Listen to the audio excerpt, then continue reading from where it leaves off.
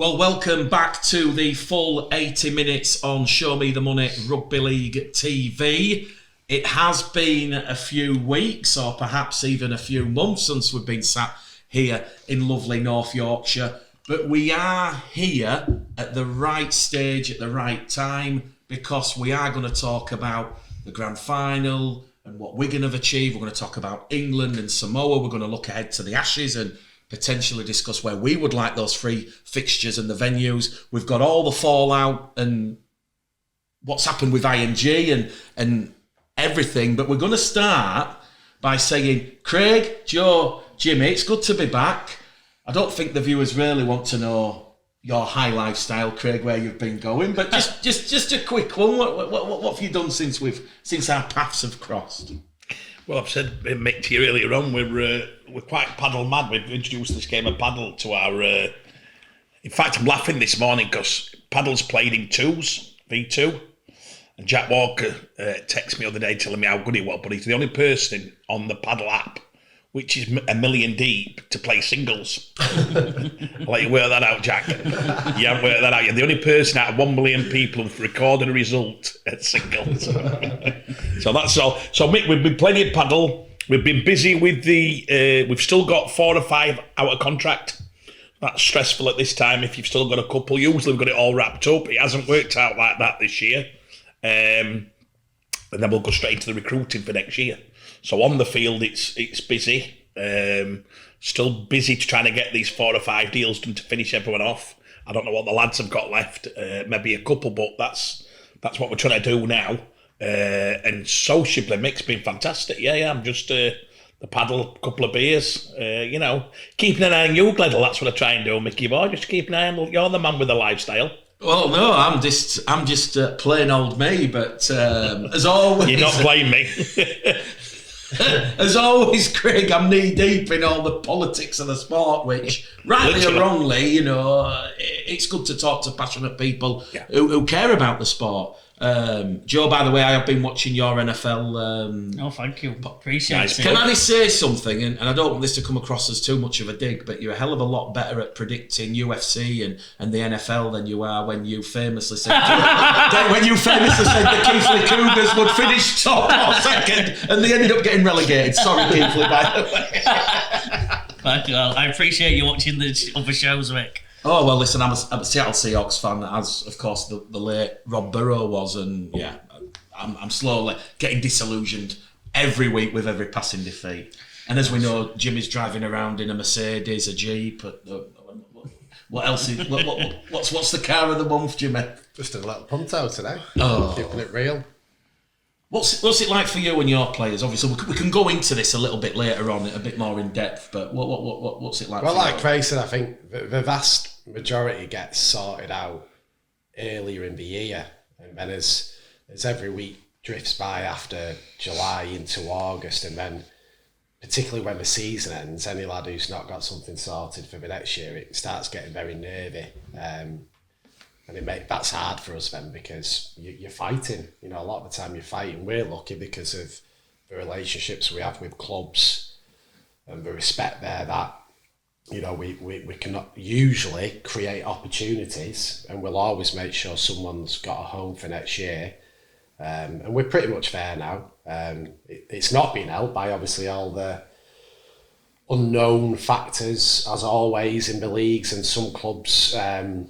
We're going through a lot of changes, particularly in the championship and with budgets and things like that. So, yeah, there's lots of little hurdles to get over, but I'd like to think over the next week or two, everybody will have a home for next year, just in time for pre-season. Well, the interesting point, what you've just said there, is the Super League clubs, they know pound for pound what they are getting in central funding next year. The interesting thing is because Robert Hicks was the person in charge of the working salary cap. It's a good way of calling it, actually. Well, a lot of clubs are in my ear saying it is crap and it's frustration in that there is this kind of delay. But for Bradford, for instance, for York, when you speak to Jason Hurst and Kling at York, they can only kind of offer a guesstimate. perhaps that is a little bit in it, because Robert currently suspended. I'm led to believe he will come back at some point, but he is in charge of Championship and League One salary cap and the central funding working groups. And, you know, a lot of clubs are on at me, oh, Mick, what's going on? We need to find out. And I'm like, well, they're not going to tell me. They'll tell you before me. But I do get a bit of spent up frustration from those clubs. But let's start with some interesting news. There is an RFL council meeting, and when clubs get sent the agendas, 9 times out of 10, they'll all tell you it's boring, it's distort politics, dotting I's, crossing T's. Now, the council papers that were sent out this week, there is a very, very interesting amendment in there, and I will read it out word for word. And I think this is quite seismic, and it's going to be really, really interesting to gauge the room and the mood of the clubs, because there'll be the Super League clubs in this meeting, there'll be the Championship, and there'll be the League One. And you either vote for it or against it. So here we go. This is what is tabled, and this would change for next year, 25 into 26. The club grading model be amended such that if the winner of the Championship Grand Final is a Grade B club, they shall be promoted to the Super League, where they will either replace the lowest ranked Grade B club in the Super League, or as an additional club if all clubs are Grade A in the Super League. So it's very, very clear, and this is probably the clearest motion that I have ever seen, because it is there in black and white, and it is very, very clear that what is on the table is promotion and relegation, or at the very least, promotion through on-field achievements from the Championship to Super League. I wholeheartedly agree with this. The clubs that I spoke to yesterday and last night, they are some for it, and there is quite a couple against it. And the interesting contrast is, obviously, I am picking up your big Championship clubs, even your middle Championship clubs, they will vote for this. There's a lot of League One clubs who have next to no chance, in my opinion, of ever getting into Super League, who probably would vote against it out of spite. And that's probably what's wrong with the sport. People vote on their own personal terms rather than what is good for the sport. But Craig, you've had a minute or so to digest what I've just said. This is on the paper, this is on the ballot. Can you see this having any traction, any realisation, knowing that the Super League clubs, there will be some, by the way, that vote for this, because I've spoken to a couple, they will get, you know, the Championship club that has proposed this, that has got it on the ballot, that has got it on the paper, they will get some Super League support.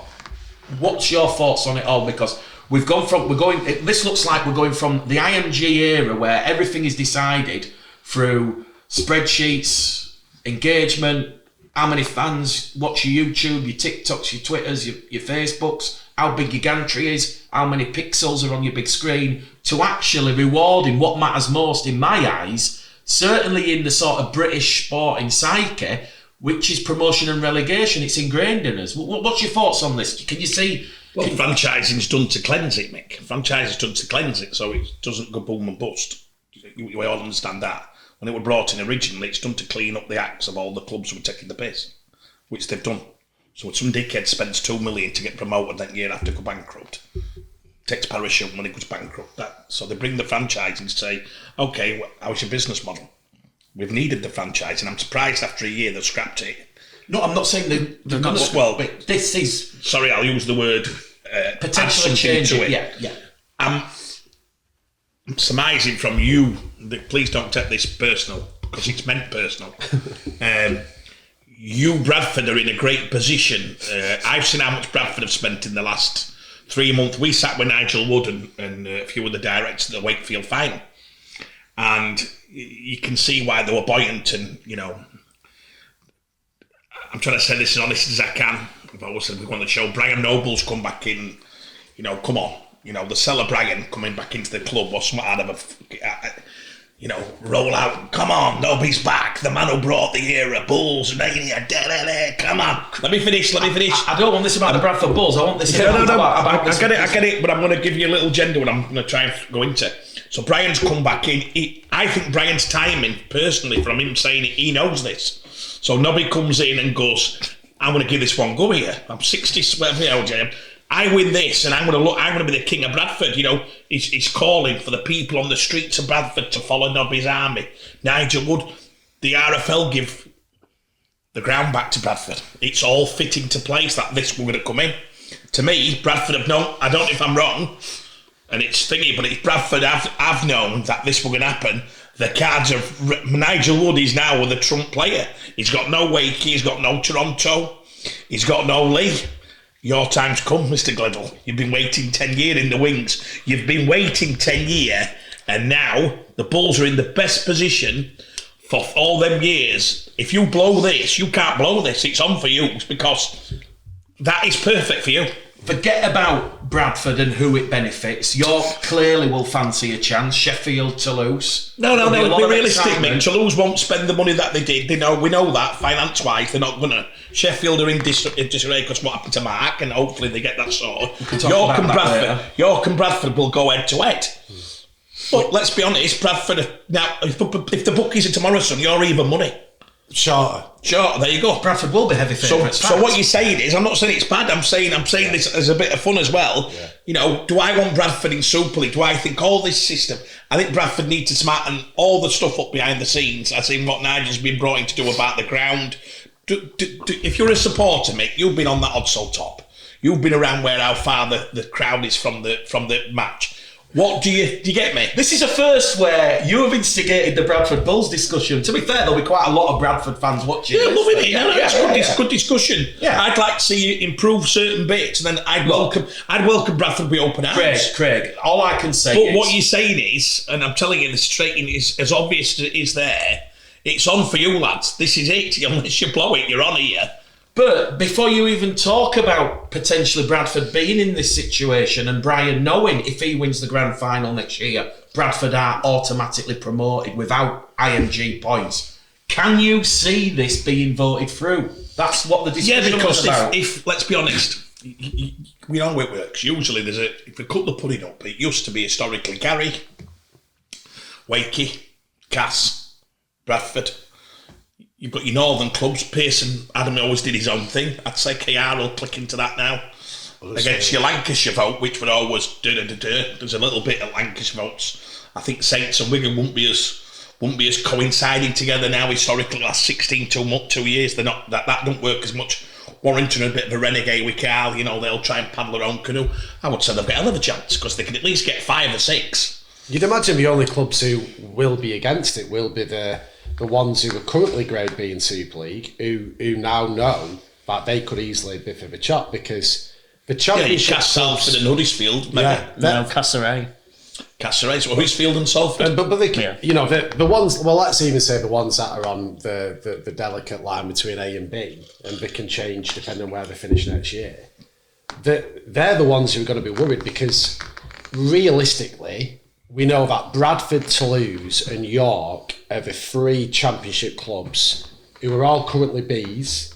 Correct. And who are all, one of those is most likely to win that grand final. So they're all going to vote for it. I'd like to think most championship clubs will vote for it anyway, because even in the longer term with clubs like Sheffield with longer term aims to try and get up there in 4 or 5 years, whatever, the only clubs I can see voting against it are going to be those lower Super League clubs, and I think they'll get out. I don't think Huddersfield will vote against Bradford for £1 million. The strongest partnership. No, the very close relationship. Ken, every time you see, they're always even if it's only 2 or 3, I think they'll be outnumbered because there's always that lovely temptation that if Bulls, and let's say realistically, Bulls and Toulouse will be the 2 short price favourites to be top 2. Based on Bulls, will bring a reasonable number of fans. But the risk is if you end up with Toulouse in there, then we get no away fans and we get no money, and the money's shared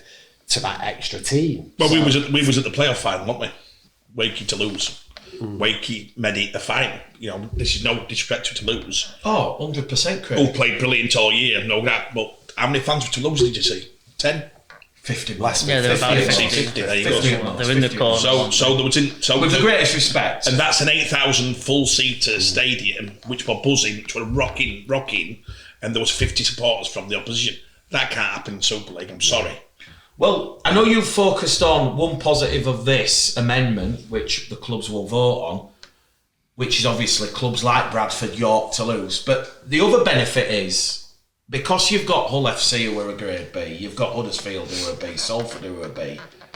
If they don't book their ideas up and turn to A's, then what this is proposing is, if a Bradford, if a Toulouse, if a York, if a Sheffield, if a Featherstone were to win the Championship Grand Final, they would replace one of those clubs. But what this does, and I spoke to one Super League chairman about this last night, who is probably in a very privileged place where he can spend money, and they finished mid-table last year. But he said he will vote for it primarily because he is absolutely disgusted with what happened last season, whereby clubs just gave up halfway through and they were happy to get pumped by 30, 40, 50 points, which then Sky are then saying, well, we're only getting X amount of viewers, we can't sell the advertising revenue. This is creating that jeopardy, this is creating that interest. Who would that make? You don't mind me saying. What would you mean? Derek, and he's been very vocal as Derek. No, sorry, I didn't mean that. No, Derek has been very vocal. I didn't mean it was your the other person. way No, it round. doesn't matter, but Derek's been very vocal. No, he's saying which club. Which club, mate? I'm not saying Derek. Forget about. I don't know who you're talking. No, it doesn't matter. We all talk to the same people, Craig. So who do you think? Who's the clubs who give up halfway through the year? Last season, personally, I think Castleford were one. I think Well, I can tell you London that- a little bit, and obviously Hull FC. I disagree with you completely. Well, that's fine, but I'm just London saying. give it a right go. No, Absolutely give it everything they had. Within If the anything, they fought I harder know. at the end. I know. Inside cast, they never meant to. Well, he's on have about the Hull results. FC. Is it Craig. Lee's beefs with Hull FC? I'm on about and what I'm on about it's- here. No, it doesn't matter. You can't mix it as being. No, you can only mention Hull FC in that. Craig, what I'm on about here is fundamentally Yeah. that mess at the end of last season, which you've got Castleford getting pumped by various teams, London, a very valiant effort. I've got a lot of respect for Mike Eccles, and we'll talk about London and where they're currently at later on in the show. But what you couldn't have, and God knows why the BBC in their wisdom thought it was great to show Hull FC in all them Saturday slots where they're getting pumped by Catalans, they're getting, Huddersfield versus Warrington. Huddersfield are another club who quite rightly could be thrown in there. I know Luke Robinson had come in, late on in the year. But at the end of the day, it is very damaging watching these clubs have 40 and 50 points put on The them. problem is, Mick, that's probably our comp. I don't think that's No, I intentional. agree, think Craig. That's the gap. But- Let me tell you, the gap now. We're all clever lads. We're all rugby lads. The gap is massive. The gap now between them top clubs and them bottom 5 clubs. Wigan and them can put 50 on. Or 15 now. I've no doubt. If Wigan were full out, you're 5th in league. I'm telling you now, and they'll put 50 on you. It's a massive gap we've got in this. We've believed in all our system for all them years, Mick, a salary cap sport. It needs to go. The salary cap needs to go. You know it has not worked. You know it's not worked. It's the biggest load of shit I've ever heard in my life. Craig, I mean, I will use a kind of Bradford stat here, but 11 seasons after Bradford have been relegated, you've still only got Wigan, Bradford, Leeds and St Helens. The same four clubs in the last 30 years that have lifted everything. In a salary cap sport. In a salary cap sport. And Bradford haven't even been in there for a decade. And your problem were all them years ago when Big G used to say it's a level playing field, we all get 1.8 million. He didn't. All the thing was stacked in that. Leeds had 260 kids in each era for academy. They got the best. It was all capped in to get 2 or 3 clubs to win it. The only way they stopped Warrington winning it was because they said to Moran, you're not allowed to spend your money. If they'd have said to Simon 10 years ago, pull the shots, we'd have seen this would have been a different conversation. You know my opinion on the cap. Scrap that cap as quick as we've ever done in our life. As long as the money is outside investment and they're not a dickhead who's stood there spending money they ain't got. As long as they prove they've got the money, it's ridiculous now, isn't it? It's ridiculous. The other problem, Mick, is what you're on about there is, I've heard, and it's the Super League clubs are pulling back the power. So I'm not saying a vote of no confidence in IMG and and the RFL. They've always had the power, though. Yeah, but let's what not I'm saying ourselves. is they've Real famously was said Robert Elston, "What this won't work." You called it right. I called it right, yes, and I've called IMG. It's not going to work under IMG. Well, it isn't. That's what I'm saying to you now. It's going to do it again. And your problem is if what I'm hearing, they're going to take the power back because 3 or 4 of them have said, "You're asking me to put £2 million a year to fund this. I'm having a say."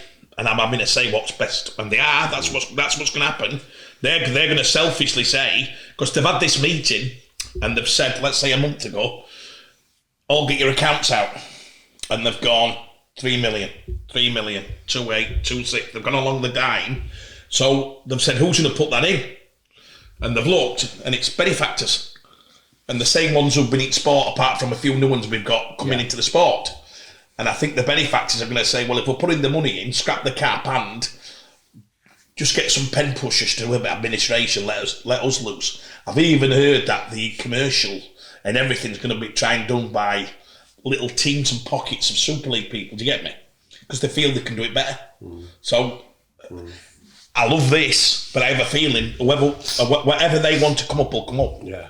And that's the thing as well. I think, if anything, the irony of this might be IMG's best move to actually encourage all the current Super League teams to strive for that grade A. Because the safest thing for them to do now is focus on ticking the boxes, getting those half points from here, there and everywhere to be grade A. Then at least they know whoever wins the grand final, their place is safe and the league expands. I've got one for you though. Do you not think, right, and I said this to somebody, I hope you don't think I'm... Do you know Peter Vandy, the main man in Australia? Yeah, Peter V'landys, yeah. I said, if he came over here, we could afford him. And he said, bang. First meeting, he's got everybody in Champ 1 Super League. Peter Vandy walks in. Do our Super League clubs and our games still say, no, we're not listening to you? Because he says, I'm telling you this is the way it's going to be. Is it because we've never had that character, or is it because the powers in it? Do our clubs have more power than RL in our comp? Correct, yes, and this is the issue. So you all think that? This is the issue. The clubs are dictating. Because this is what he said. Yeah, they are. He said they've got more power than what the NRL clubs have. Yeah, that's 100% correct. And this is why, when we were doing those historic shows back at Ellen Road, and everybody thought I was talking absolute BS, I said if that vote at Salford went the way it did, which was in favour of your Ian Lenahans, your Simon Morans, your Emma McManus's, which was to put Robert Elston in that position and they wrestle that control and power, well, the clubs, we all know they're for themselves, it's everybody for himself, and you've highlighted a very, very good point, Craig, very pertinent. You know, Stuart Middleton did an interview not so long ago. He's saying Warrington have lost £2 million this year. The crowds are down. Why are we pumping in all this money when we don't have a Sky Deal's going down every year. Stuart made a couple of good points in that IMG have promised us this. And to be fair, this is probably an honest and fair reflection of where rugby league is. So yes, at the start of last season, when every game was on TV, they were told when it gets to the summer months, it'll break away and not every game will be shown live. There'll be some on Super League Plus, the app, and clubs were told that's a subscription.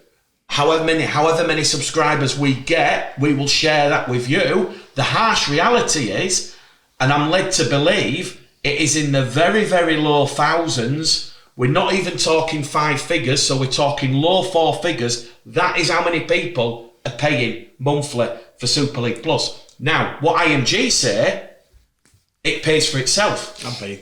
You on Super League Plus? Yeah. So, do you do the yearly, Craig, or the monthly? Monthly.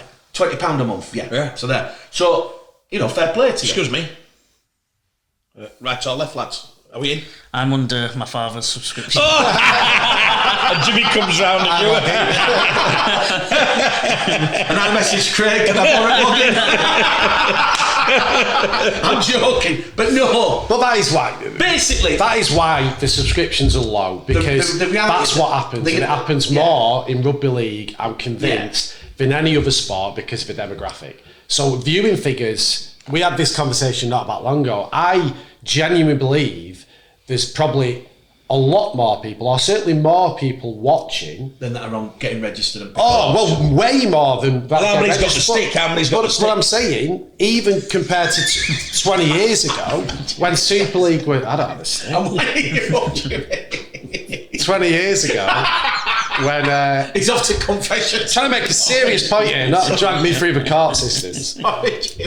When I also got for these two, so we're all in it together. We're not. I don't have a stick. Craig, ask your boy if he'll do a 3 for 4. No, we're composing ourselves. I think that it's a double-edged sword, because I believe there's more people watching, but the numbers have got to be way down, and that's why we're in this vicious circle. We're trying to get attendances up and viewing figures up. Real viewing figures are probably higher, but they're not recorded, and that's just something rugby league is probably suffering far more than cricket might be. Mick, can I ask a question? You'll know this. You might be the only person who would know this, apart from a historian like a Gary Etherington.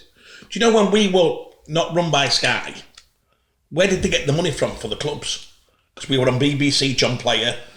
Did BBC pay for it? That was primarily the income streams. There was a programme on Granada, you might remember it, called Scrum Down.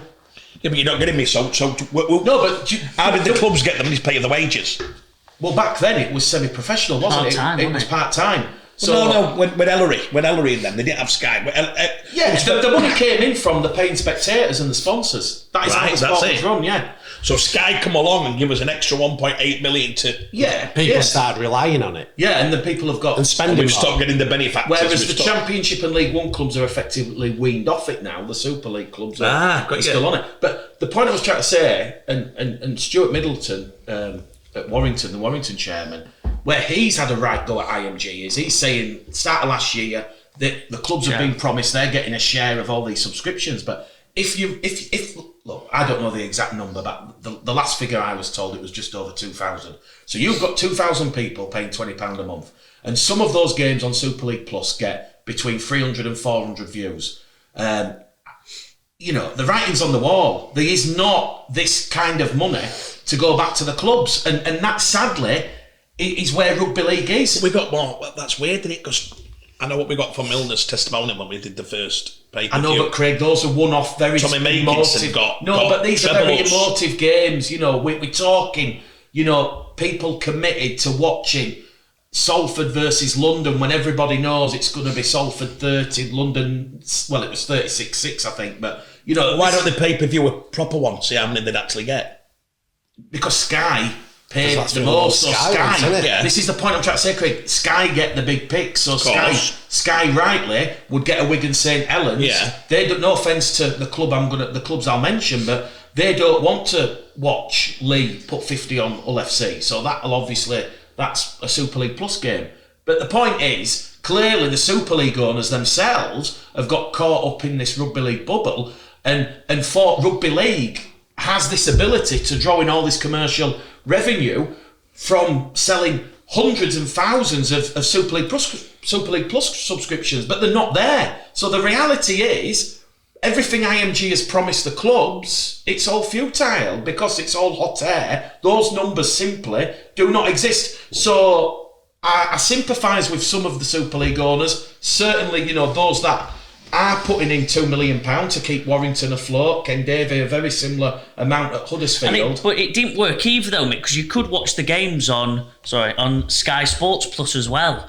So why would you get if you? That's why I've got Sky Sports Plus, and you've got Super League Plus. So you pay for both. To be fair to well, apparently it was supposed to change, but because the numbers were so low, they just kept it on the Sky. But then the numbers always were going to be so low when it was still on Sky. Right, I'll put you on the spot, Joe. Are you telling me at the start of last season, before what I've just told you, they've just got over 2,000 paying a month?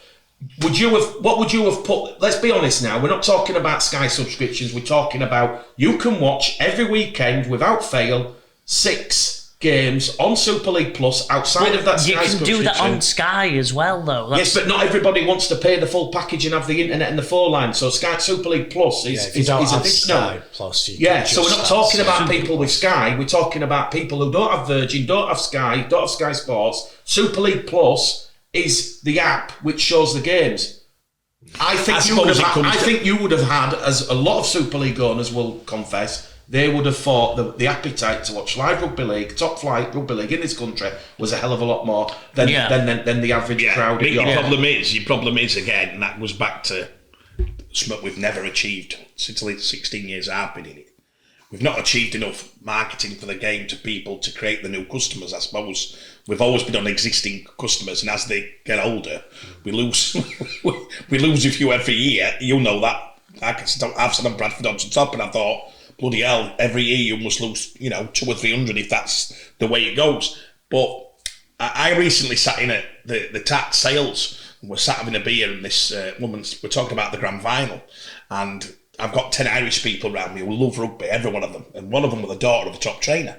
And she said, I love rugby, I never miss. She said, what's it like being a rugby agent? I'm talking and realise that obviously she means rugby union. She had, when I say rugby league, she goes, what's that? And I know we said these stories and it's boring, but I sat there and explained it. And anyway, they did watch the grand final. And a couple of things were like, oh my God, how amazing. I said, do you know what? I'm sick. What have we done that's wrong over the last 25 years? To think that when people do watch our game, they love it. But what is it? Now, you just mentioned IMG were brought in, the biggest media outlet in the world, to promote this game. I've said this before. We've failed and failed and failed and failed and failed and failed and failed, haven't we? We've got... I really thought, I don't know why, I'm probably just in this stream when they first come in, I swear, and this would create the vacuum for the figures because we get new people. I can't believe, and I hope I'm not just having to go at IMG, but we said it before, Josh Warrington got brought into the England camp as the profile person. He got voted into the things. That's off Sam Tompkins, they reckon, ringing up, or whatever it was, ring up, hey, Josh, throw us a favour, son, come down here, do a team talk with lads, get tops out. We can't be at that. We've got to be. Somebody's got to call them out, Mick, and say, give us any figures that you've improved this game marketing-wise since you came in. And if he isn't, well, the number. What do we do, lads? What have we done wrong? Yeah, but the figures have been up this year. Yeah. Is it direct because of them, Joe, or just because we've had... Do you think it is? What figures are up? Because, by the way, I love... All the big games have... All the big games have outdone all the last 5 years worth of... On an average, the viewing figures are down. And yeah, because there's been more games to show, so the average will be lower. It's not one... We're not having 3 games a week. At one point, we're having 10 games a weekend, all on Sky before the plus and the... Just hear me out a second.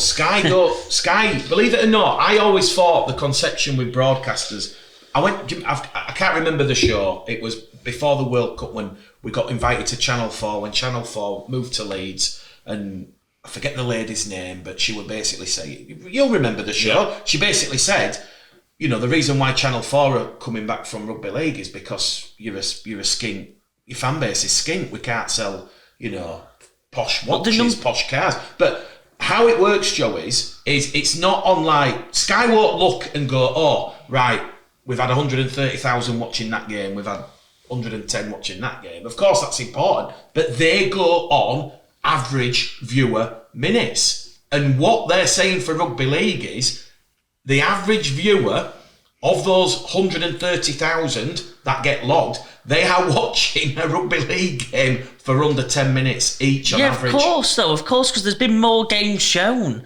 which means there's more bad, as your own point is, more bad games. Exactly, and that's the point. The it's not the point. The point is the big games of the product has been improved.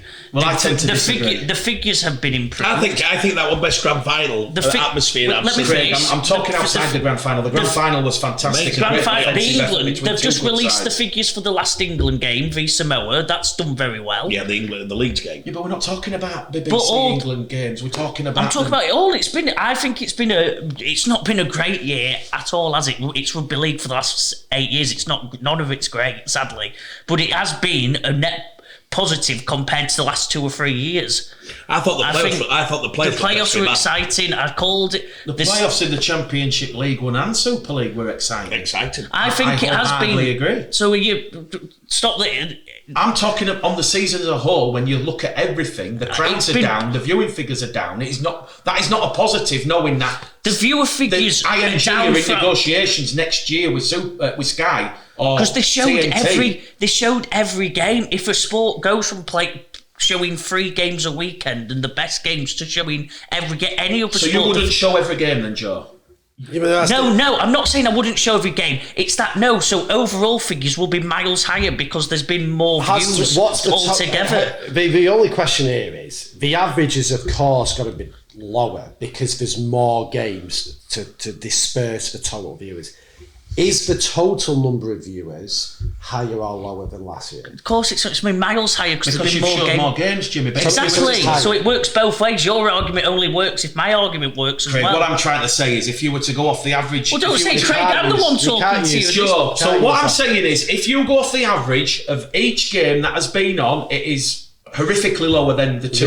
So cut out all the bad games and say what the averages are for the top 6 games. Anybody could look at any stat and exactly. So you're picking and choosing your stats. I'm picking and choosing. No, it is one thing.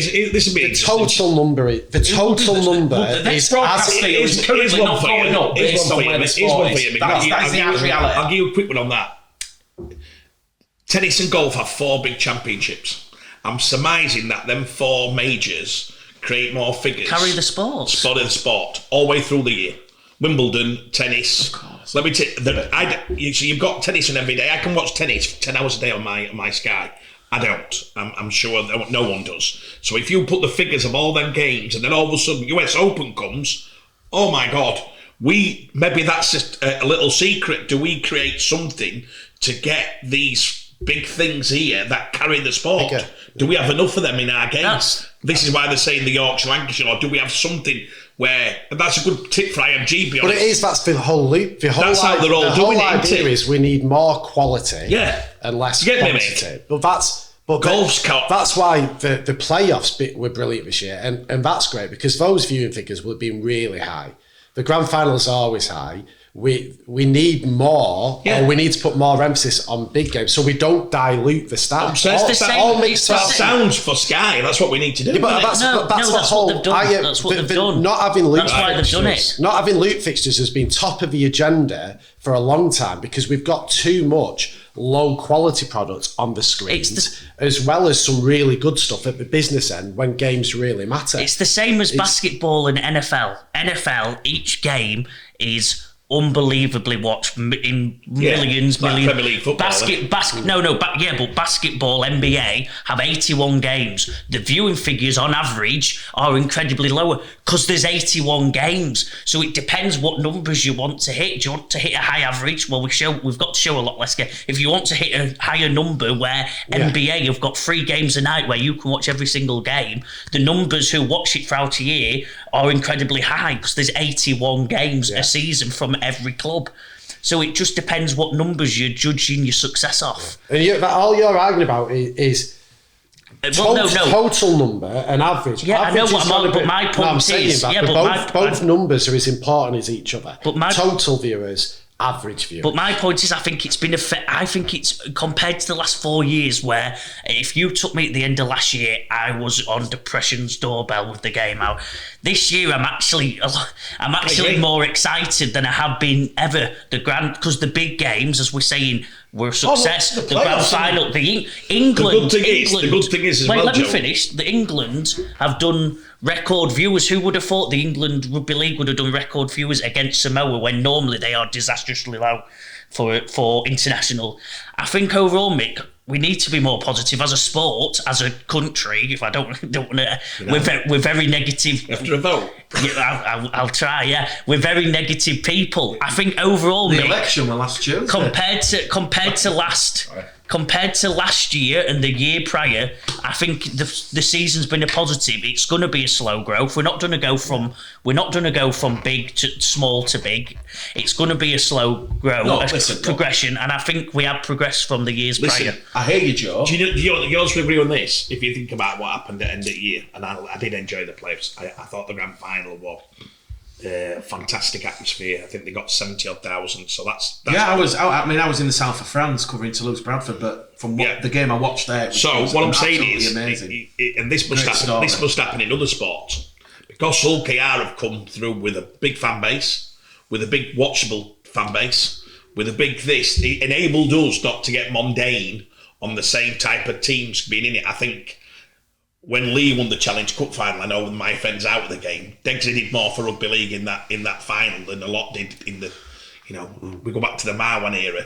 Marwan running onto the pitch in the playoffs. His top 10 members of Super League with the check. Yeah, do you know somebody mentioned? You know check, what? yeah. Somebody mentioned it to me the other day. Exactly that. They said, Marwan on the pitch. What do you remember about? Let's do it. picture. Marwan Kulkas running onto the pitch with £1 million check and then the profile. I think it helps. I think it helps, Mick, that we keep on getting the UKRs of this world in and getting bigger and bigger and bigger, and probably promoting that, Mick, where. You know what I mean? I can remember when we talk about Cass, you look at Cass now, you've just said there, Cass rubbish, playoffs, whatever, the last year. If we had the 16, 17, 18 Cass, if we had the KR 22, 23, 24, if we had the win, I'd love to see Leeds. And then if you could just, you know what I mean? It sounds to me like we have little pigs and troughs and all, don't we, where you think, I'd love to get, I know, but I'd love to get where you go into playoffs. And I thought this time nearly did it. Saints just dropped off, but still quality. We got old KR there. Leeds dropped off at the wrong bleeding time. Where you thinking? But Lee picked up at the right time. Let's get these all together and let's hope that. That's the aim, isn't it? That is maybe next couple of years that we get that, where we get everybody going at it, and we go, listen, Leeds are flying. They're going to spend this. But we know that's not going to happen unless something changes, because. Well, no, the only thing that'll stop that, Jimmy, is the salary cap. Yeah, exactly, and that's what. What do you mean to stop that? We've just done it this year. We've just had League go from second bottom at one point. I think were they bottom for a week? And no, because no offence, London and Hull were there, but they were second bottom for the first 5 or 6 games of the season, and then they went and they made the playoffs. Yeah. To be fair, there's a reason, as there is with every sport and every team. They've ended up nearly making the grand final. How incredible you've got! Joe, every 3-4 years in golf, but they got beat by 30 or 40 in semi. So they're nowhere near getting to the what I'm saying is you final. your American football and basketball, and I want us to keep on, and somehow in the dream is creating new franchises that come good, because in golf, when Tiger won 17, they said it did more for golf for the last 200 years. But golf, every 2 or 3 years, tennis have just got the new lad, the Spanish lad, superstar coming. Just as Nadal and them are falling off a cliff, they've got this young kid who they're saying is going to be as good as, if not better than them all. I think we need to keep on encouraging these clubs to get better and better, because if we don't, no offence to, you said Bradford have been out of it 10 years, but Bradford have been out of it for a reason for 10 years, because they fell off the cliff, didn't they? Well, they got relegated with London, and London have had a couple of yo-yo seasons, but yeah. By the way, Mick, just for the record, London, we never got a chance to say it. I thought they did amazing last year. I know you've just said something there before.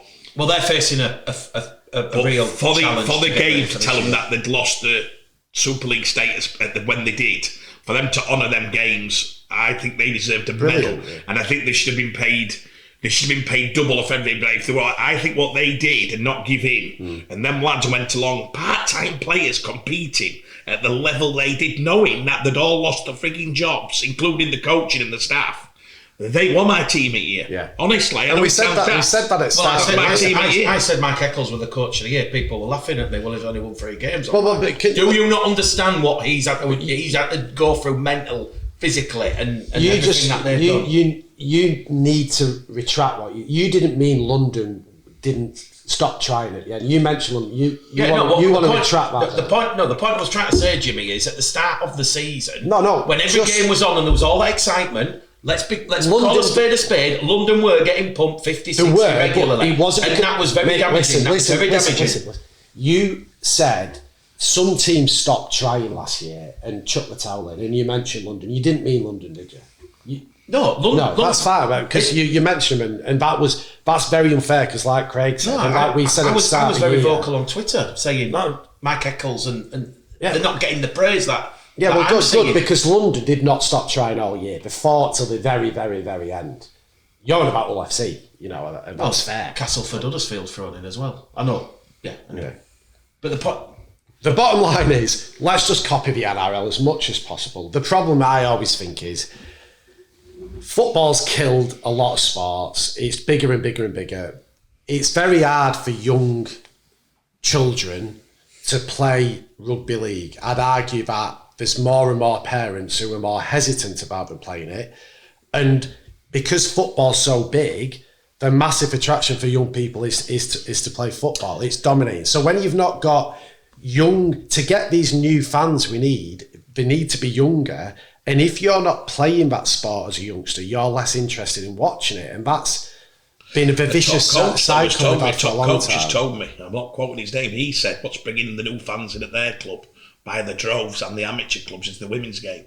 So he said the women's game is having a direct result on getting more people into stadium, more people into amateur, more people into the grassroots. He said the things they're going to build in the next 3 years at their club will have a massive thing on women, men and the kid, because he said they are driving the crowds up. Yeah, that's great. They had a very stale crowd for 10 years of a certain age group, certain things. They're saying now, because now Mum's coming along and she's saying, I don't have to take girl, they're all playing. So they're coming so they'll have to build something where everyone's got enough facilities. And then they reckon the buzzing absolutely, they reckon it's actually fact and detailed.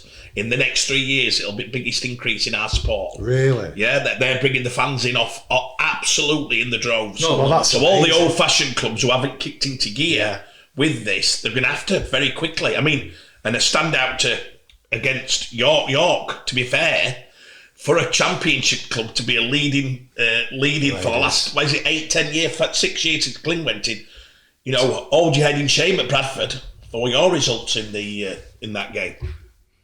Why are we always making this about Bradford? Bradford lifted the grand final in 2016 and 2017. I know they did. I was there. Anyway, look, just finally on this. I know you've mentioned, Craig, there could be this sort of big catalyst and shift and breaking away from IMG. It's clear from what I'm hearing and picking up from clubs, and I'd probably say people in the RFL, there's a lot of frustration at the progress. It's not fast enough. And it's a 12-year partnership. And I always remember Matt Dwyer, the vice president of IMG, saying, but how is it meant to be fast saying enough? If it was going to be a quick fix, we probably won't just come in and straight out. But I think challenge IMG to come on show. Craig, they wouldn't even attend. IMG. Why would, do you not think they should come on? Craig, if it's not us on platform, do you know who they are? Have you met them?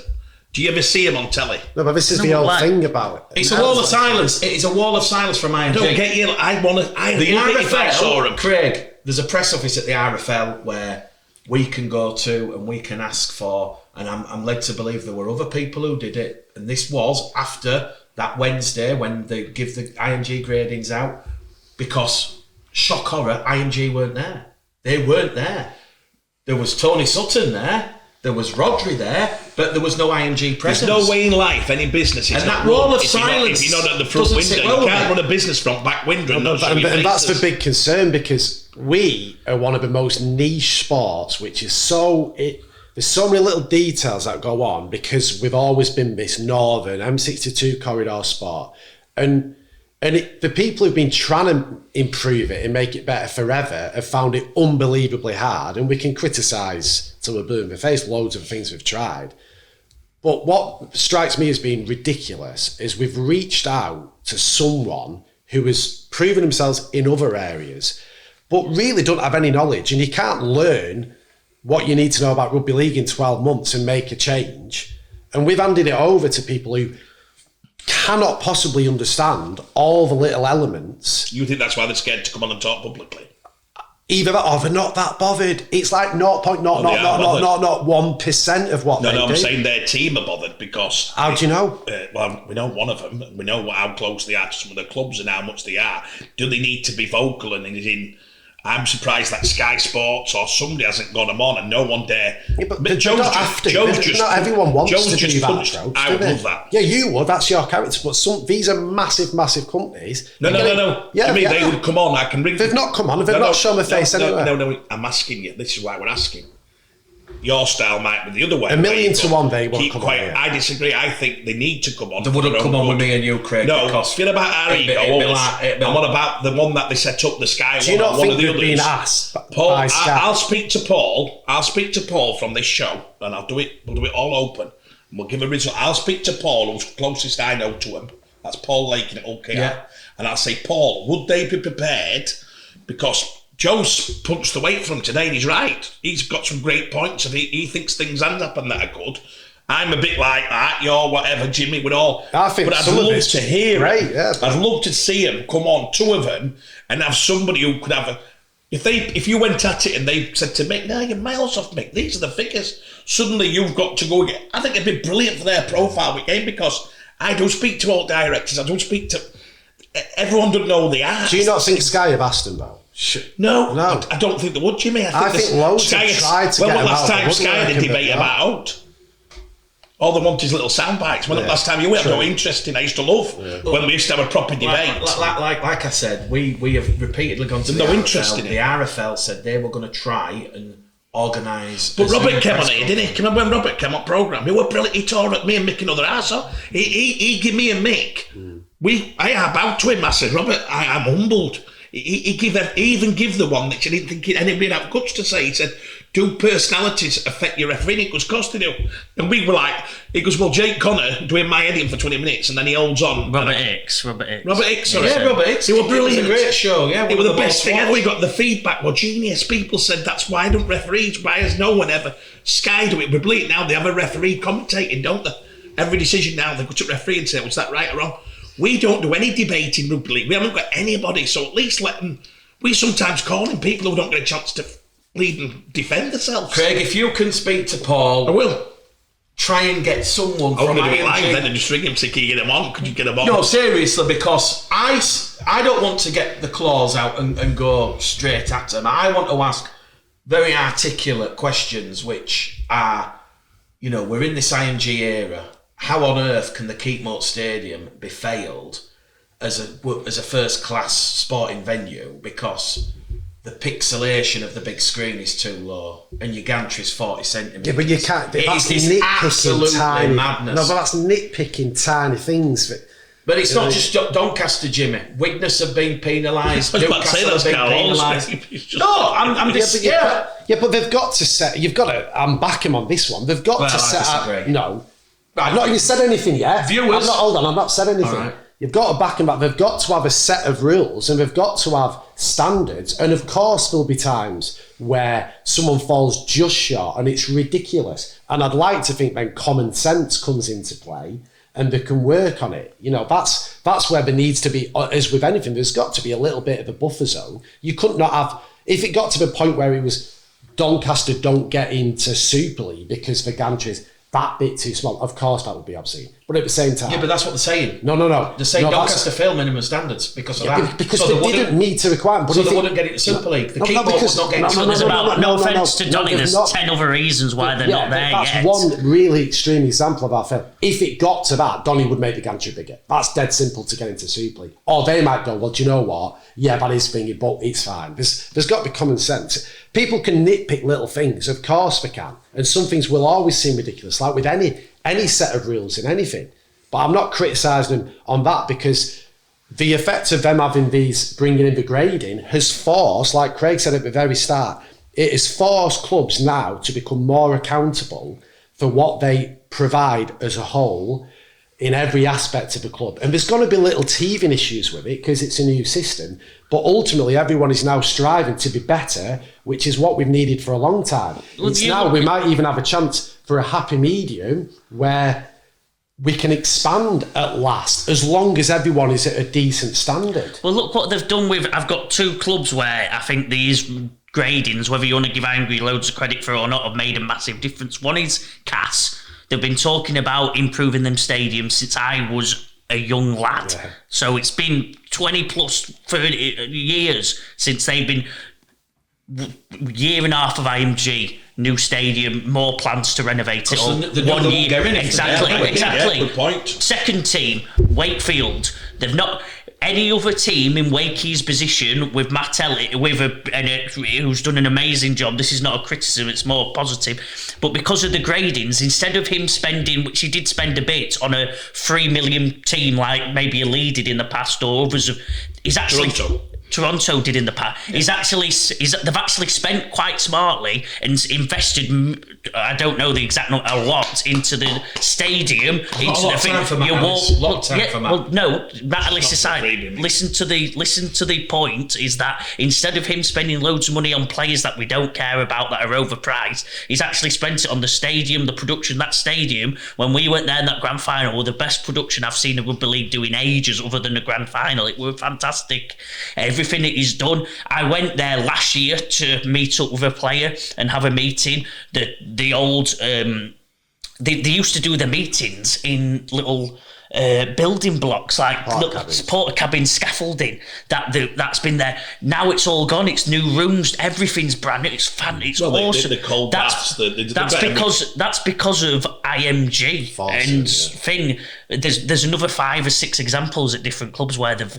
I think how's that not a positive? Forward, that's what it's how's that not positive? Huddersfield's have done more. Huddersfield have had some that isn't a positive, Joe. But you're just talking negative. I'm not talking what they have done, negative. what ING have done, is improve the standard of the product throughout it all, not just on the pitch. Because for too long, as the sport tried to fix all the answers by spending 1.2 million on NRL players, not many care about unless it's Greg Inglis, but we get him at 37, or Andrew Johns, which is really the last one that's been a megastar that's come over straight away since. We don't get them very often. We might have a couple other examples. I apologise if I missed a few, but the point there is that the NR it's stopping these daft signings, and it's actually spending's going into brilliant places. I've seen more kids in stadiums this year than I have in the last 5 combined. It's alive. Parents aren't ashamed to bring the kids onto a horrendous stadium and not having a good time. Now you're going to a nice place having a good time because they've spent in the correct areas for the first time in 20 years. How is that not a massive positive? Listen, in IMG, if you're looking for anybody who's salary-wise is pretty cheap. Can I ask a quick question? We'll do it quickly. Move on then. Give me one area, and we'll do it a couple of times, which you think is the most important area of improvement in the game. So if you've got this questionnaire and it says, what is the one area? So you might start with players, and the most important, whatever.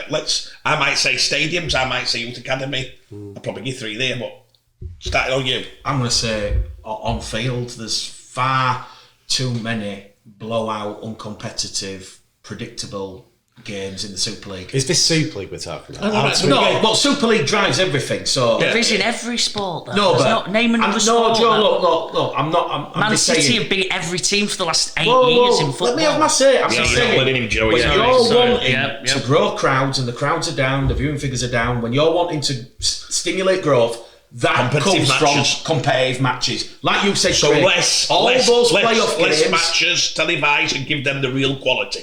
I think I think in the BBC's case, they only get to show 15 games a year, and they showed 5 or 6 duds. Nobody wants to watch Salford go to Hull and put 60 points on, and then people that's diluting the game. And then people are looking at that average. They're only watching for 9 minutes. Well, they're probably watching 9 minutes, watching Salford score 3 tries, and then switching off. So I'm not saying the game is broken, the product's broken. I'm just saying I think to grow the crowds and drive stimulus, if everybody knows on a Friday night, it's Castleford versus Hull, we don't know who's going to win. Yeah. Whereas at times this year, Craig, you could look at fixtures and go, well, that's a 20-pointer, that's a 30-pointer.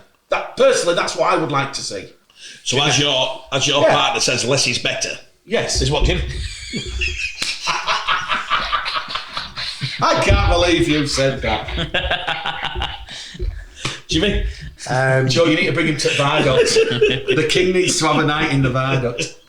Yeah, well, that's the main one for me. The on-field product. Oh, wow. For the quality over quantity. And almost definitely either reducing the number of games or finding a way. I think what I would like to see is I want Super League to get to 14 teams ASAP, but I don't want it to be rushed if the teams aren't ready.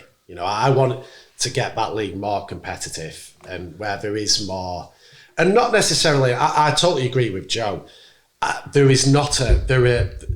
could probably give 20 examples of leagues in different sports that are more obscene for blowouts than Super League has been this year. You know, you look at most European football leagues. The Premier League is renowned as the most competitive top flight league in the world, and there's blowouts in that. You go to look in the Portuguese top league, you know, Sporting Lisbon have beat teams 5-0 every week. Look at Celtic in Scotland, you know, look at PSG in France. So I don't particularly love seeing blowout games. I do think one mini point is the benefit of games where there's lots of points. For me, that's where, if you get the youngsters going watching games, no young kid is going to enjoy the actual Rugby League Grand Final game this year. The experience, the atmosphere, I was there, amazing. But there's not many young kids who'll go, do you know what, that was an unbelievable. How many points was it? Like 7, 8, 9 points. They want to see tries. So the benefit of those high-scoring games is you can get kids in going, try, celebrate, get the music on and all that. That's the one silver lining to those. But if we can find a way to get more upsets in sport are brilliant. And that's what we need more of. And we have had a number this year. Salford did Saints over early doors. We've had loads this year. I'm saying we've had a number of them. But if we can get more of that, and rugby is a great sport for upsets. The nature of the whole game and the scoring system means with momentum, you can probably have more upsets, arguably. What's your answer?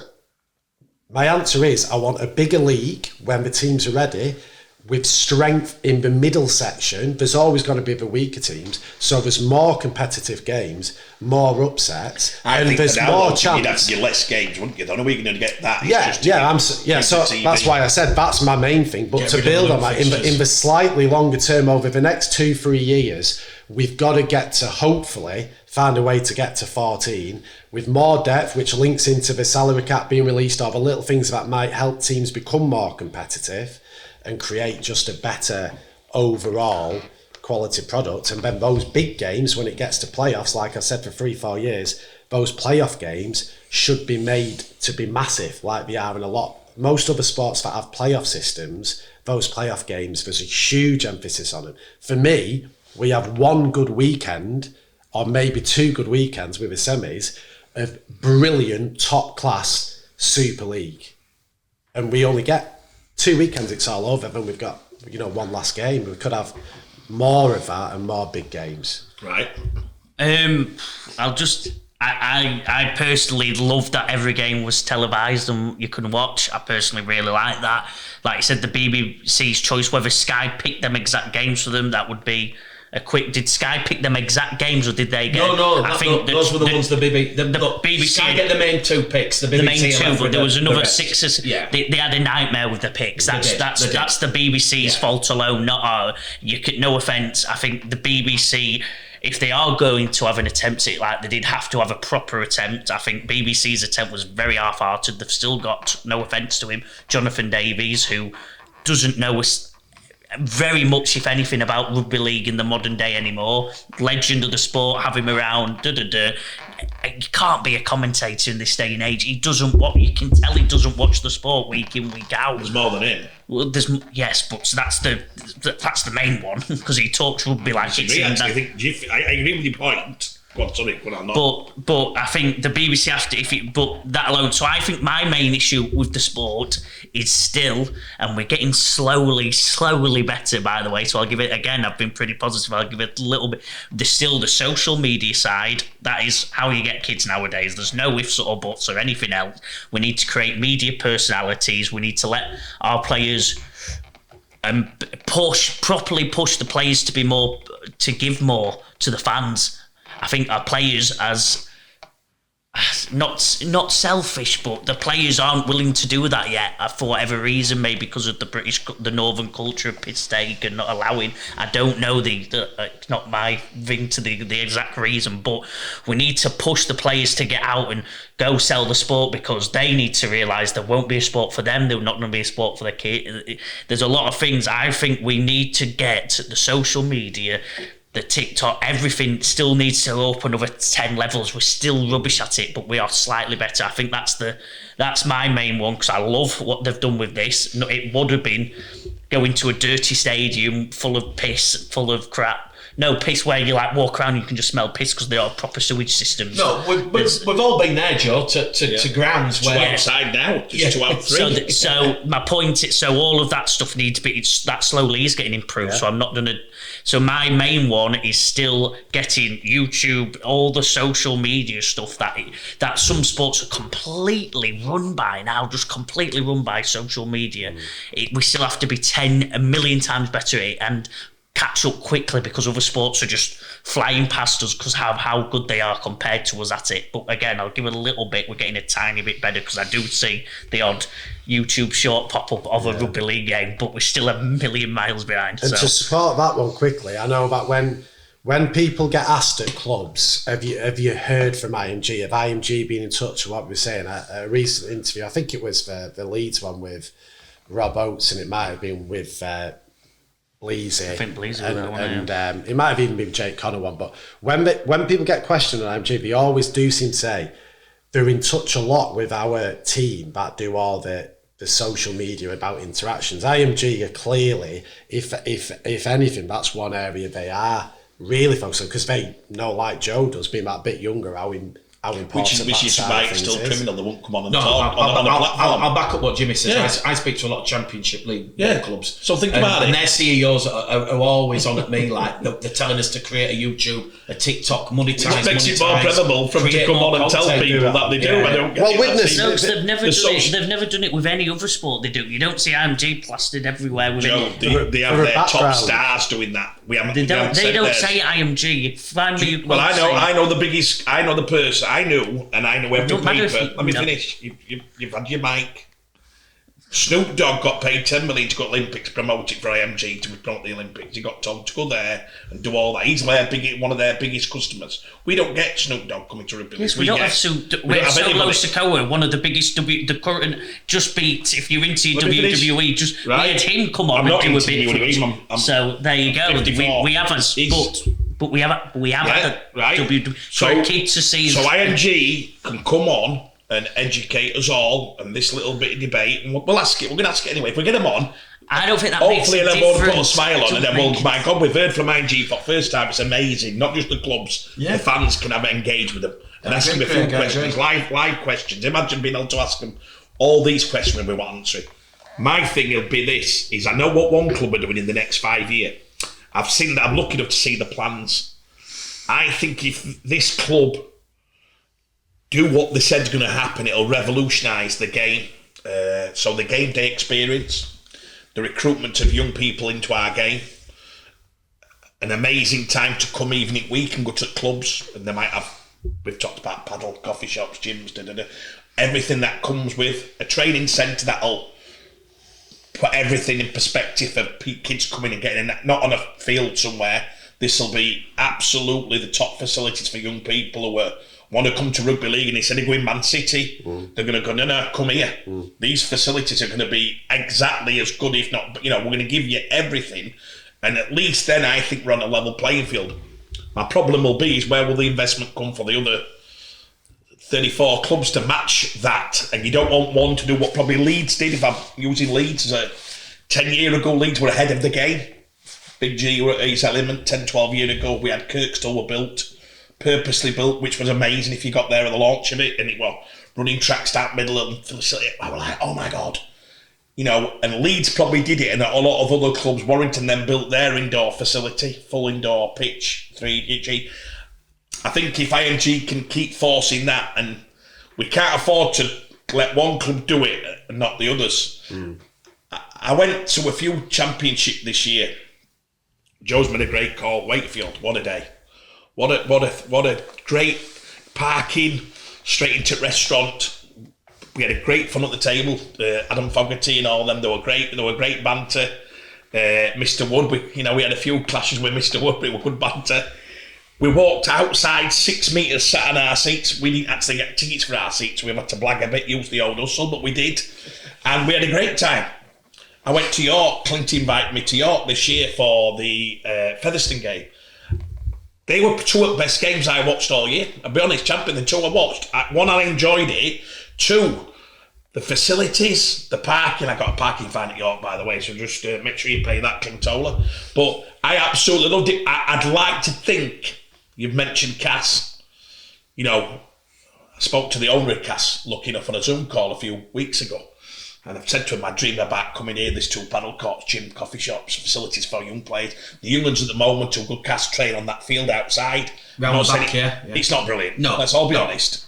Well, half of the time when I've ever had a lift there, you walk across it and you think do. And there's kids walking across as the train, and there's people blagging and they can't bother to walk round the facility. So I think for the game, and it's a great question here, is, do you take a full stadium like Cass, which is outwardly not great, or do you take a York one half empty if they're in Super League? What would you rather have, the full stadium with the fans buzzing on an old stadium, or do you take the new one that they can't fill out? The new one.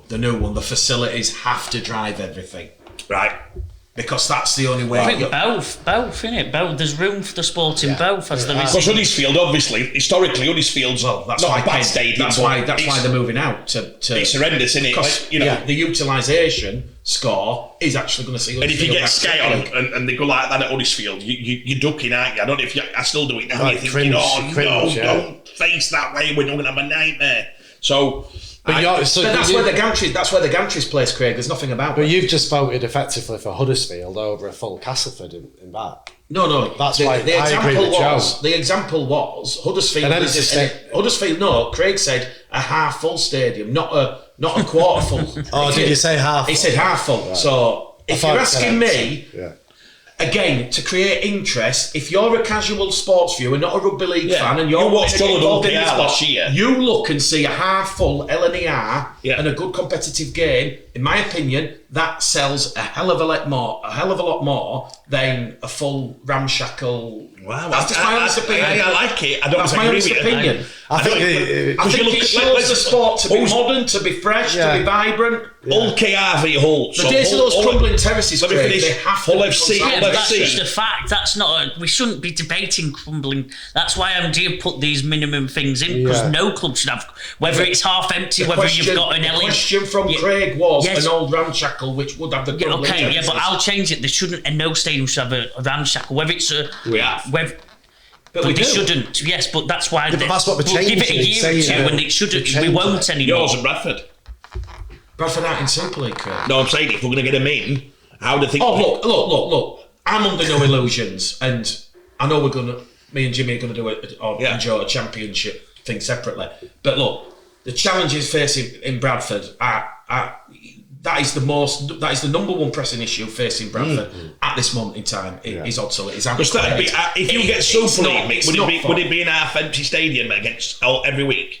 Look, I'll explain. There's way less than half empty. Craig, because Odsal can still. How many can Odsal hold now? With modern regulations, you can't get 100,000 anymore. Oh, can it help you? No, but you could get 30, could you? No. It's the capacity is just over 20 odd thousand. Oh, is that all? Yeah. Oh, so you could fill it a third. You could get 6 or 7, couldn't you? Yeah. Look. For the big games against Leeds and Saints and Wigan, you'd be probably for the Leeds game there'd be over 10,000 there because. So you've got a 50% half stadium. Yeah. Right. But only certain games. Look, Bradford, as we know, they've just put a brand new gantry in, which I'll look forward to christening when Bradford play. What's everyone laughing at that for? And commentating in there as well. Craig, what people need to understand. Hey.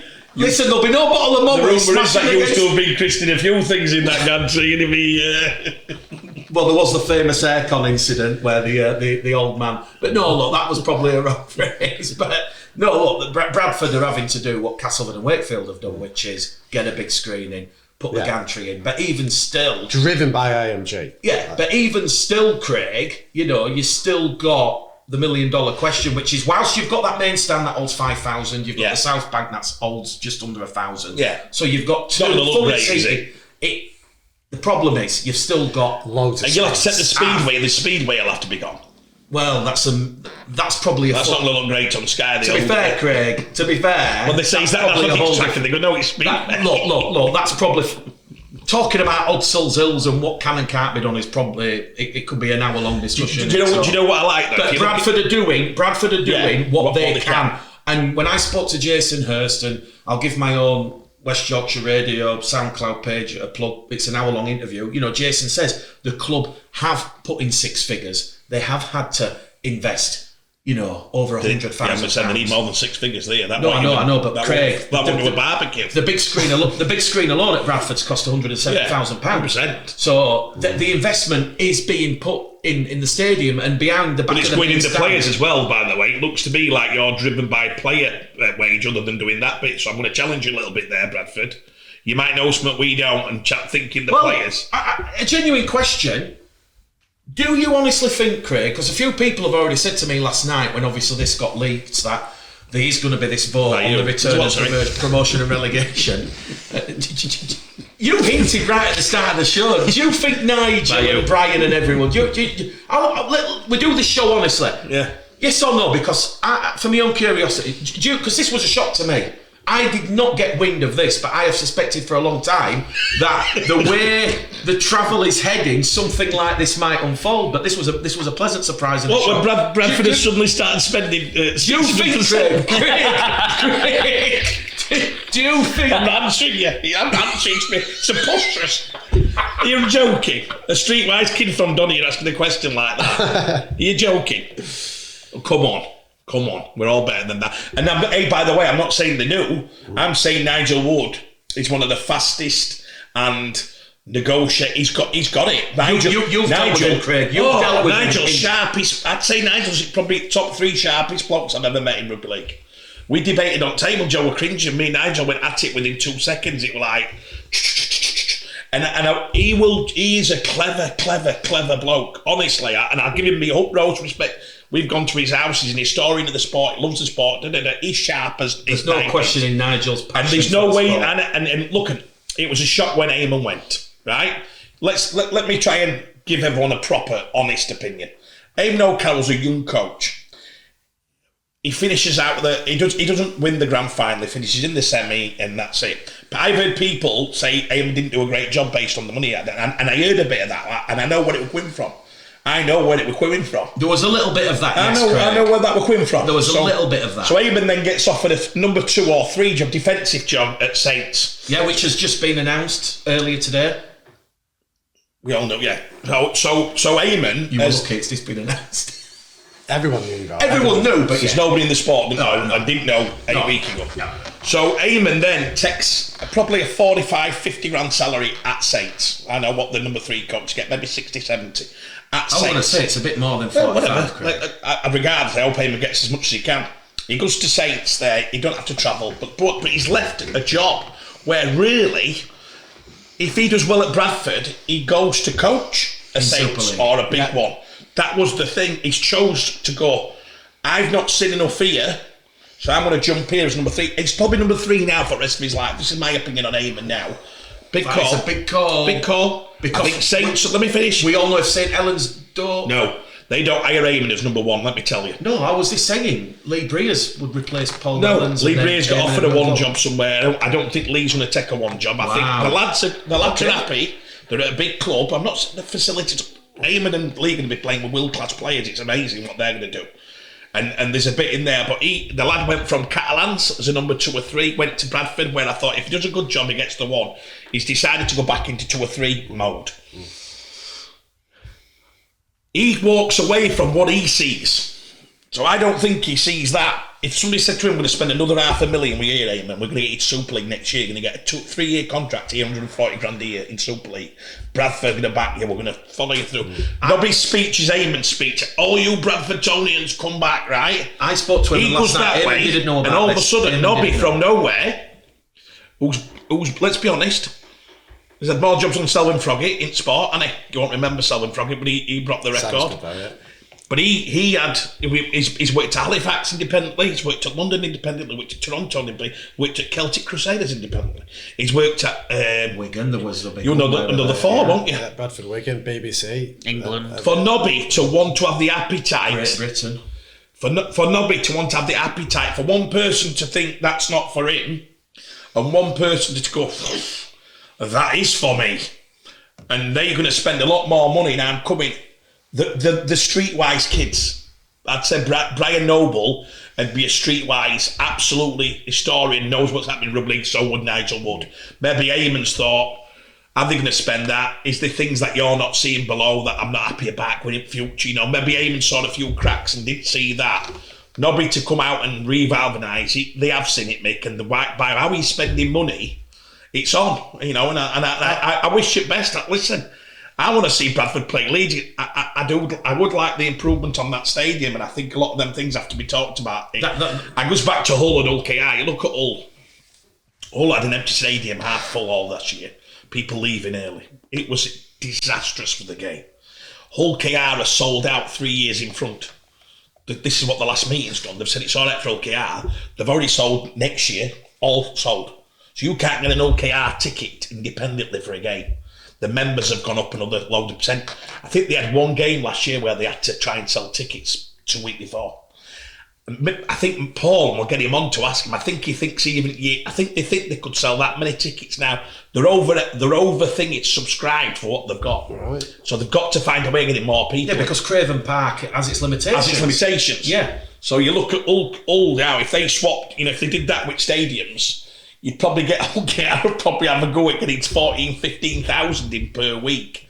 So we do. So they'll be the first club in Super League history to have consistent demand they can't meet. Because even Leeds early 2000s, 100%. They were always nearly filling it, and there was 1 or 2 games with Bradford where it was full, and that were it. So this is like history making demand. Yeah. The only other club I can probably think of is probably Catalan Dragons, who go very, very close to selling out regularly, which is why Catalan Dragons are knocking down their main stand. Wow. Yeah, Catalan. Yeah, because Catalan, the Stade Gilbert Brutus, where I've been a few times when Bradford were in That's amazing, Mick. I never knew that. Yeah. It only holds 11,000. So that's 11,000 are sold out every week. Yeah. So so Catalans are now actually rebuilt. They've already built the big tier stand behind. They're actually knocking down. So where the gantry is and looks down on that little stand, that's now going, and they're building an even bigger stand there. Why has that never been told? That's amazing. Catalans have regularly, Craig, got 9-10 in regularly. Yeah, no, I'm not on about that. No, I'm not on about that, because for many years Leeds were always like 15, 16, 15. I'm on about over demand. I'm on about people not being able to get seats week in, week out. That's different. No, but the demand is there at Catalans, Jimmy. They constantly have to put up temporary seating to get everybody in for the big games. Yeah, that's different. Did KR do the temporary seating for one? Did they? They did, yeah. Towards it. Yeah. So Paul's done the recent meeting. I think they've done the recent meeting, and Paul's come up with his thing, and he said we sold out all last year apart from one game, and then this year all sold out. And then I think he said they could even open it up and sell pre. It's amazing what's happened at Hull KR, Craig. I remember when they were in Championship with Bradford not so long ago, and that kind of investment and forward thinking. And I'd love Paul to come on the show, because, I'd love Paul to kind of like break it down, his vision and how they've done it over a 12-month block. Probably mentioned me loads, to be honest. Craig, I think a lot of clubs could take a leaf out of what Hulkingston Rovers have actually done and generated. Because the Castleford conversation was based on the model of saying, look at what KR did. What I did say to Casmore is there were a lot of hard work went in 2-3 years previous to when Paul come. Everything were changing. The one stalwart is Neil Udgell, still pumping money into this day. Luckily for them now, Neil's got 3 other people to share the load because they've gone, I love what's happening at KR, let's have some of this. And I think, we said this 15 years ago, the best franchise model is probably to attract corporate benefactors without being an absolute it's probably the only way.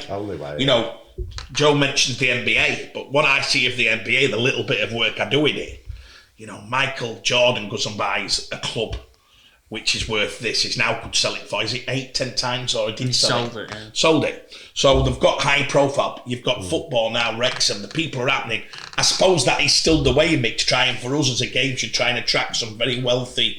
Because one owner at KR, if it's reputed, and don't want to say his name, if he's worth what they say he's worth, I mean, he could probably run 8 at clubs he could keep 8 at clubs funded to a very high level. Never mind OKR, do you get me? Well, one championship chairman who I spoke to, who is in your circles, he actually said, if we got American investment, if we got just one to come in, see it, buy into it, it could be the floodgates open. And this is why Wigan versus Warrington in Vegas is going to be crucial. I hadn't thought of that. No, honestly, Craig, I don't sit around on a night getting fake rumours and all sorts of crap that comes my way. But no, we do actually have these kind of heart-to-hearts, and you know, I don't think it'd be right. I don't think it'd be right of me to name him, but this championship chairman is actually missing. Andy Maisie.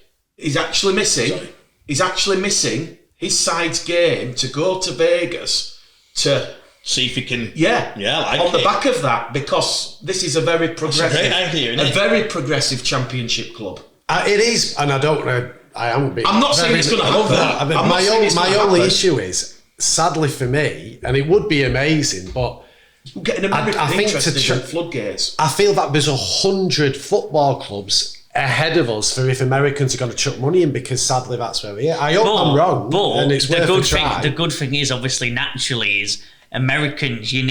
There's the amount of millionaires in America is just obscene. So we don't need Ryan Reynolds. We need a millionaire who's thinking, well, I can't buy a football club. I can't buy what's a new sport that I can act. We should. But we've always been. The weird thing is, like I said, we've always been scared of that. Gary used to say the sport needs to be run by itself and its own self business, and it's actually been a load of because actually, like any sport, it needs to have some massive serious benefactor investment who come in and say we can change everything. You know, you look at Cass now; they've got somebody come in who's got a few quid who's going to go right. We can do it. It does come down to money. Unfortunately, all what we've talked about in the last hour and a half.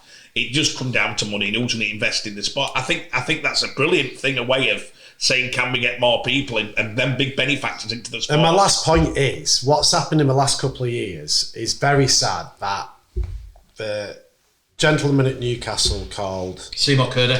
Heartbreaking. The gentleman at London, David Hughes. Those two, for donkey's years, have ploughed in obscene amount of money. Should have done more to keep them. They've been badly let down. And they've been let down by the game because they've not been able to do it. So when we've had them, and Kenneth Huddersfield's a bit different because he has been in the top flight. They've had a little bit of success in a cup here and there, but I still think he's been let down one way or another because they should have achieved more. Do you mean they put more into Celtic Crusaders in 2 years than they did in Newcastle and London or them? I mean the RFL. Yeah, they put millions into the Welsh. You'll remember it, Mick, won't you? But just talking about, yes, we need more of these benefactors, but what scares me is when people hear the story in the newspaper of David, well, I put over 20 million over these years, but I got told we were relegated before a ball being kicked. But that's going to put off people, and we need to attract these people and look after them. And if someone's got a checkbook going, I want to spend, let them spend, because what's the worst that can happen? We've had 4 teams that have won it. Well, Rugby Union can be the worst that could happen. What people spending, you've got to make sure that they're going to be, not doing parents with Cornwall and stuff like that. But it's harder said than done. We've just look after them. Yeah. All I'm saying is look after them. Jimmy, we've just had, in the racing industry, we've just gone to tax sales. Tax book 1, 2, 3, 4 biggest sales in the United Kingdom, probably Europe. Book 1's average is 800,000 and 900,000. Imagine what you're talking, the money. Talking massive trading money. 280, 300,000, as high as 3 or 4 million. One man, Ammo Racing, who is a football agent. His football agency is one of the biggest in the world, but he came into racing 7 years ago to give Coolmore and Godolphin a run for the money. He has just spent the average down. He's walked in with the owner of Notts Forest, and he said, right, and they spent at tax 24.5 million. So all the industries rode it on the back of him stood there, and his team have gone bang, bang, bang. It's gone off. The average has gone up. He's single-handedly give the sport the biggest boost ever. Well, that comes down to money and somebody's hobby. Do you know what I mean? That comes down for somebody's, and we've always been a bit ashamed of that. Yeah, you've said for years Moran's been ready to do it, and they've not let him do it. And if one does it, the others have to follow. I cannot believe why we haven't, because you've seen people will follow because it'll be exciting that you've never seen. And I'm telling you, do you know what they don't admit? You'll learn this when you're agenting. The thirst for them to, some of them, if I'll be honest, I'm not mentioning names, the board unless you hit them with a big one. You know, you've got a business idea and they're dealing in millions. And you're going, do you fancy Terry Smith? 12 grand, I'd get him off at like 12 grand. If you give him 10 games this year, they go, you can feel him leaving phone. If you go on, and it's not Moneyball what we do, we want to give value. That's what we pride showing the money on. We want to say, hey, actually, I tell you now, sometimes you'll find that you'll go, I've got your Les Air, how much? 300, son. Probably get 8 games out of him. Okay, big name him, son. They need that fix because this is a hobby. This is business. Yeah. They're making 40 million a year. They want to come on. They've come to lose money. No one's coming to make money. Give me a chance to win it, Derby. I don't want to hear about Terry Smith, who's going to take 3 years to come good. Unfortunately, for all your talk, they do. They need to be given something that injects them. You have to excite them.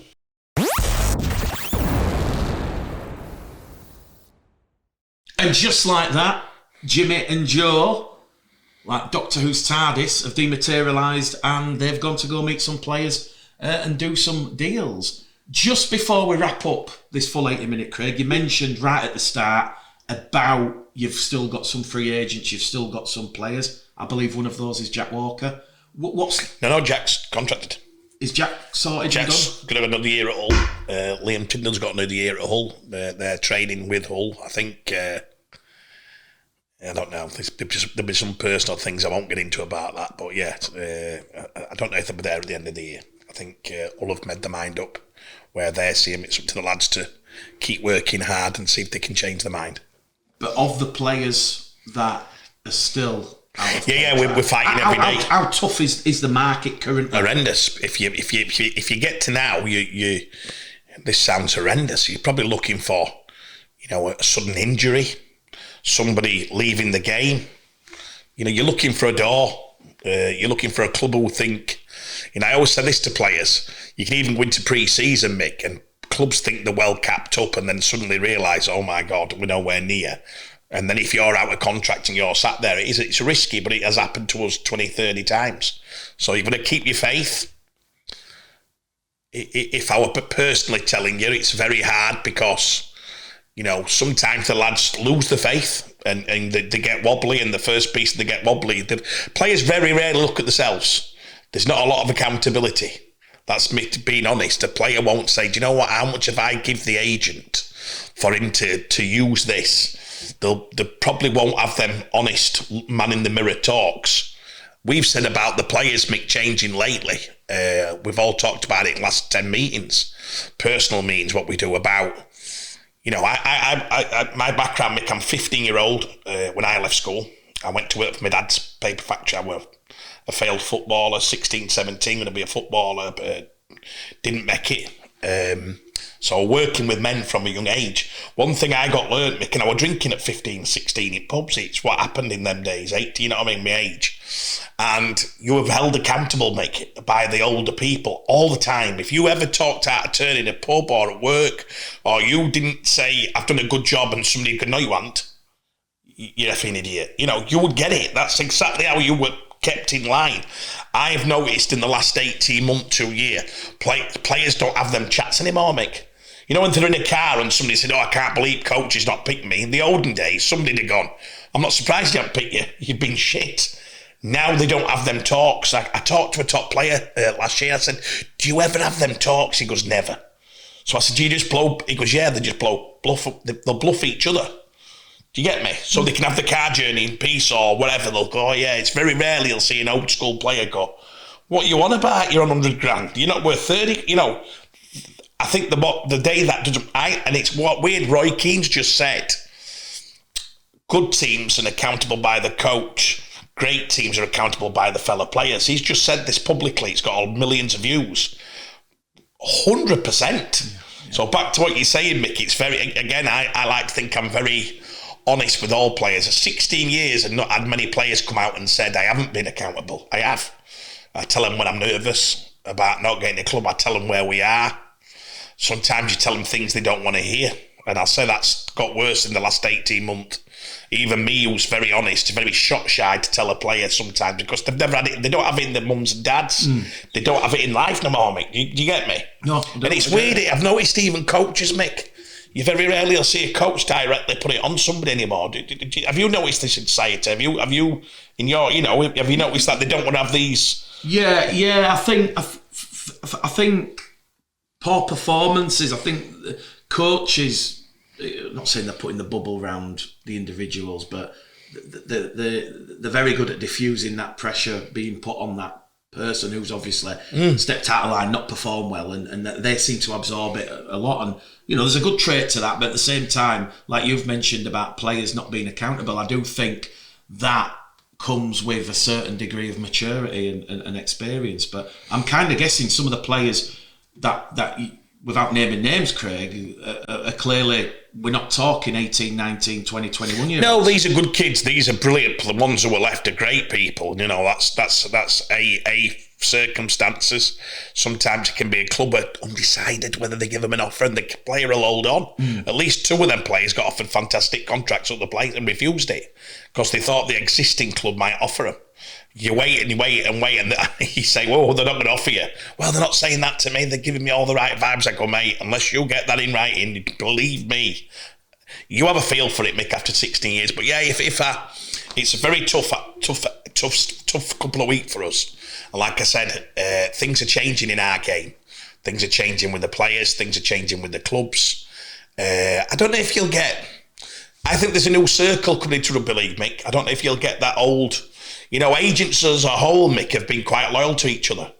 I like to think I have. I don't think anybody in 16 years have said I've ever DM'd a player who's been with somebody else. They haven't got evidence of it yet anyway. We're respected by other agents. But the agents are changing. The Aussie agents, the ones they will DM. I get a text 15 times a week DMing one of our players saying, "Hey, happy with your agent. Do you want me to..." And that plays with that kid. So it's what happens in football. And that kid might look at you, Mick, and they go, "I only got a 1 year deal, 50. He's just told me to get me 3 year deal at 80 if I sign with him. But I'm loyal, I've got to be like," I tell you what, bump. And they will do it without a flinch. They will do it when they do it like it. If I describe it to you, it's one of the greatest things I've ever heard when they do it. And I'm used to it now.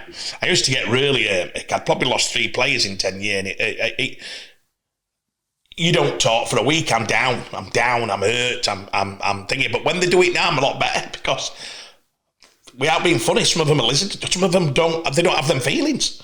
You could be girlfriend, hey, shoes, I'll just change them.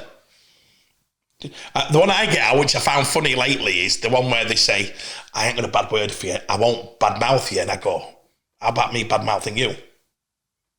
Can I say what I think about you? You're disloyal." Do you get me? And my world to say it straight out. Yeah. Their world, it doesn't. Yeah. Their world's different. And I always thought this, as a player's agent, if you get a player who's been with somebody 8 years, I won't want a player who's been with another agent for 8 years. I know what grind somebody else has been through. I know how hard they've had to fight to get them contracts and develop that person. The hours you'd have put in. Do you know what I'm saying there? Would I want a 28-year-old who'd been with an agent for 15 years? Would I yet? What for money? "Oh, well, I'm going to do 3 deals with him." Not a chance. Ours has always been about the journey. You either like the journey or you don't. You're in the wrong sport, Michael. I've said this for years. Football's the sports, and if you want to make the money, you like being an agent. This has to have feel. And here's another one, and I'm on a rant here, but here's one to finish off. Somebody asked me the other day about financials, being an agent, and I said, "Do you want me to tell you how many out of the 1,000 players I've had have asked me how I get paid?" What do you think? Less than 10%. I've actually said after 8 years. Oh, right. Even after 8 years, "Hey, how do you get paid?" "Oh, club pay me," or player took out his wages. We don't charge kids under 20, so sometimes you've always said that, yeah. That's so they'll say to me, and it's very rare. Just one look at you in the eyes and go, "Craig, do you get paid?" And you go, I've done some deals and not charged me because I know financially off the field they're not great, and I've done it till the 24. Yeah. And then they might go, "Oh, do you get paid?" You start laughing. You have to laugh because they don't know the mechanism. Well, they've never asked. No, they've never bothered. Well, no, what I'm saying is, no offence, some of them are not bothered, Mick. Yeah. They're not bothered. But if there were a bonus for 300 quid off their wage, you'd get 48 phone calls. I have been stopped in a restaurant. I tell you, Mary will tell you, I have been stopped in restaurants everywhere I've gone, or gym or anything, and I'll do 3 hours. While we're eating a Michelin star or whatever, burger and chips, I have to walk out of any situation 24 hours a day. And I can have a place, oh, that's bloody coach, it's a bloody nightmare, and you have to go, yeah. What do you think? Hey, you tell him, hey, they've not paid me bonus, make sure you sort it, yeah. Bang. You look over, food's cold, they've not asked you. So, of all the love, and it is a great job because you do get the rewards, you know, it's changing, Mick, trust me. The game is changing, and then maybe the agents will change with it. You know, maybe the new ones coming through will be a lot colder. They say football agents, Mick, are coldest people you've ever seen.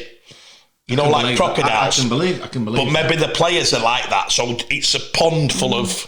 Do you get me? No, I understand. It's a pond full of just cold... crocodiles, you know what I mean? No one gives a shit. There's no friendship. It's just like I heard one. I'll not mention football, and one of the saddest stories I've ever heard. This is a high-profile footballer for a local Yorkshire club who from being 14 had these two agents who'd been with him from 14, and very close family friends, became friends of the extended family, developed the player, very high-profile player. And they were there, and he got his first deal with the club. He got his second deal with the club. He's got into the verge of England. He's going to be the world. This thing's changing. And every time I saw him, because I used to have an office in Leeds, he was always there. You know, you'd see him like, oh God, you know. And I used to think to myself, I wonder. Anyway, he moved to one of the biggest clubs in the world for one of the biggest deals ever. And as soon as I saw a press conference, I thought, I wonder if he stayed loyal. I wonder if he thought them lads could do the deal. And he's been with them for all that year. They have season tickets together. They sit with family. They sit here. Well, I got the answer. No. He dropped. Whether the club they were going to said you need to use this age or whatever. Anyway, they were dropped. I think the rumour is they still have the season tickets next to his family. And, you know, you probably sat there thinking, you know... Somebody said, what would you have done, Craig? I said, well, if it were a real world, Mick, I'm sure you'd have said, guys, want to cut you a bit of this. We're going to use somebody else because financially, but what we're going to do is the commission on this is worth £6 million. So I've told them that you get paid £1 million for what you did for me. For rewarding, that. I doubt it even come through. No, very dog eat dog and very, very cutthroat. Well, that has been the full 80 minutes. Look out for a special show that me and Craig are going to record. So you've got some further Rugby League content coming your way because unlike Jimmy and Joe, me and Craig are full-time heroes. Thanks for joining us. Thank you.